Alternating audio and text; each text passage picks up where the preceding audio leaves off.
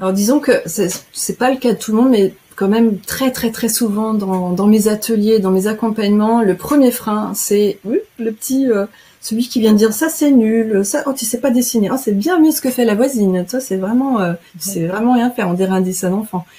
Et donc là, ce petit juge intérieur, quand il est là, et ça dépend du degré de sa présence, et ça dépend de notre histoire, ça dépend de notre éducation, ça dépend de plein de choses.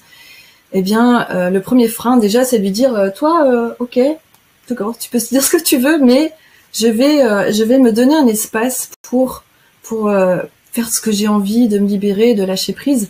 Alors, c'est pas si simple que ça. Moi, j'ai mis des années déjà à le voir, parce que dans un premier temps, c'est de se dire, ah, ok, de commencer à prendre de la distance et de commencer à le remettre à sa juste place. Et c'est un petit peu le reflet de notre cerveau gauche, très linéaire. Enfin, on a beaucoup focalisé sur le cerveau gauche dans notre éducation à l'école.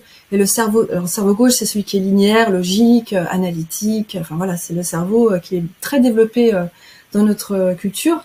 Et le cerveau droit qui est plus intuitif, qui voit les choses en images, vision globale, etc. Ben il est pas très valorisé, il est un petit peu il est un petit peu c'est comme si on marchait avec une jambe qui est très très bien musclée, puis une autre jambe on n'a pas développée.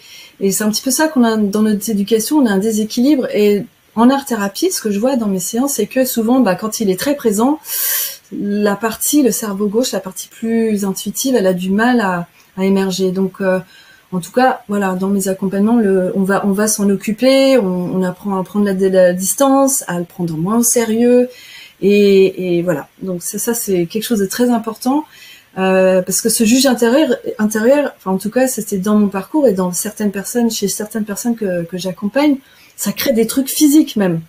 Ah, t'es nul. Ah, ben voilà, s'il y a cette pensée-là, comment on se sent?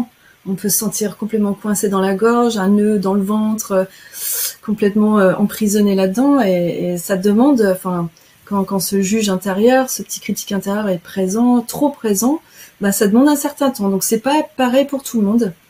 C'est vraiment, et ça peut même être presque un traumatisme pour certaines personnes qui ont vécu un traumatisme de la créativité, où il y a des personnes qui ont été humiliées quand elles ont créé des choses. Ça peut être devant toute la classe, un prof ou des parents qui voilà, il y a des choses autour de la créativité, de l'expression créative qui peut être presque traumatique. Donc voilà, ça permet de voir où est-ce qu'on en est quand on fait de l'art thérapie. Est-ce que ça va, c'est plutôt léger, ou est-ce que ça prend beaucoup de place? Et chez moi, c'était vraiment très très présent. Donc c'est pour ça que je connais bien le chemin des retrouvailles, parce que je l'ai fait, ce chemin-là.